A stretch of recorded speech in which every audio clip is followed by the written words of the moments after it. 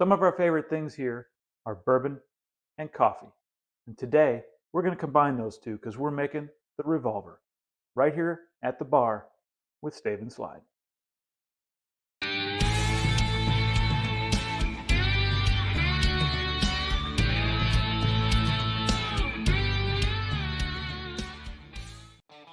Welcome back to At the Bar with Stave and Slide. I'm Corey. We're here at my bar today because Dan's on vacation down in Mississippi checking out some great blues joints. We're making the Revolver. It's a modern classic. Combines the flavors of coffee and bourbon together just nicely. It's just got a subtle sweetness. It's really great. It comes from that craft cocktail renaissance period that we talked about in one of our last videos. Kind of between the mid-90s and the early 2000s. This particular cocktail was put together in 2004 by John Santer. At the time, he was working at Bruno's out in San Francisco, and he later moved over to Bourbon and Branch. As I understand, that's when the cocktail really took off, was during his time over Bourbon and Branch. I'm going to dedicate this video to our good buddy Neil, who first introduced me to this drink on one of our trips out to Salt Lake City. So Neil, buddy, this one's for you. Okay, simple 3-ingredient cocktail, easy to make at home. It's very quick and it's delicious. So first you're gonna need your bourbon of choice. We recommend a higher proof bourbon. So today I'm using Old Forester 100. Second, you're gonna need a coffee liqueur. Now there's a plethora of options out there. Some are a little more dry, like Mr. Black, and some are a little more sweet. This time we're opting for something a little more on the sweet side. With the higher proof bourbon and the orange notes, that the sweetness really just rounds it out nice. If you use something a little more dry like Mr. Black, you may find that you want to add a little sugar to it, but again, your preference. So today we're going with Cantera Negra. It's from Mexico, product of Mexico. It's an agave spirit. Just a nice sweetness to bring it all together. And our last ingredient, orange bitters. Pretty simple. Today I'm using Angostura because that's what I happen to have on hand. But B Brothers, Reagan's, whichever one you prefer is fine. Last but not least, I guess this could be your fourth ingredient. You're going to need an orange. We're going to express some orange oil across the top when we're done. All right, let's get started. First, we're going to need some ice in our mixing glass. That ought to do it. Ice. First ingredient we're going to put in here is 2 ounces of your bourbon of choice. Again, today we're using Old Forester 100, and we do recommend something a little higher proof. So this is perfect.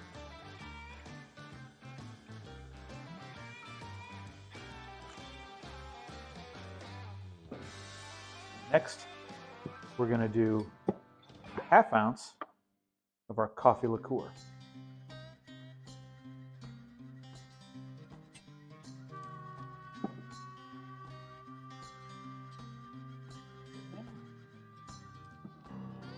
Put this in the sink out of the way because we're done with that.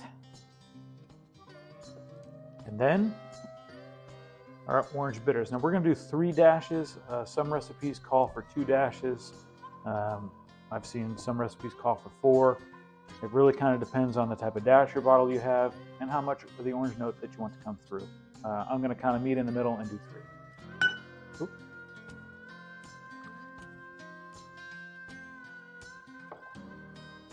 We'll give it a stir to chill and dilute.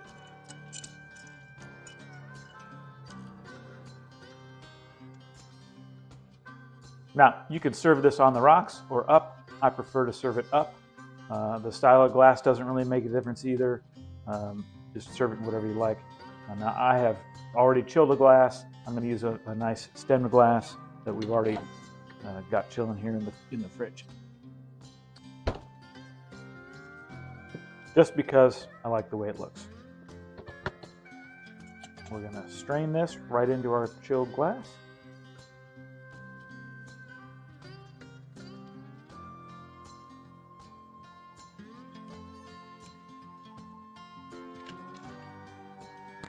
Get the sink out of the way. nice already. All right. Now, we're going to cut just a coin size round of orange peel off of here.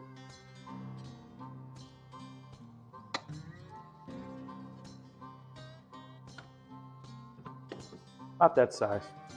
Poker chip, maybe, something like that. And we're going to flame this with orange oil over the top. It's going to give it a nice smoky kind of finish on the nose. Not finish, but a smoky aroma on the nose. And it's just going to lend itself nicely to the cocktail. You don't have to flame it. You can just express the orange oils and call it good. You could skip the orange expression altogether, up to you.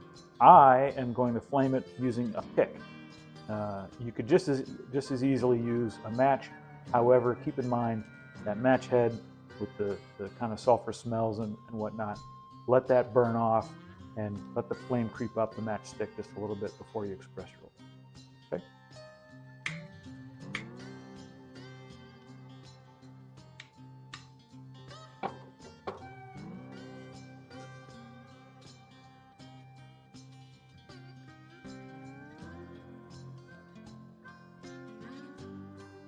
Sides.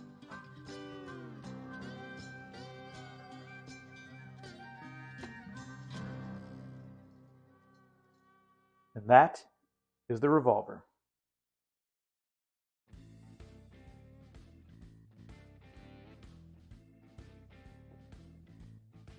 Delicious. The coffee comes through nicely. It's got enough a little subtle sweetness that balances out the higher proof bourbon. It's really just a well-rounded cocktail. Great for brunch or anytime, really. And if you're having this cocktail and you want to have a cigar, maybe you want to carry those coffee notes forward, I would suggest something from the Drew Estates Java line. Drew Estates has, I think, 4 or 5 different varieties of the Java line. This one happens to be the Java Mint. It's just all I had left in the box this morning. But again, they have, I think, 4 or 5 different variations.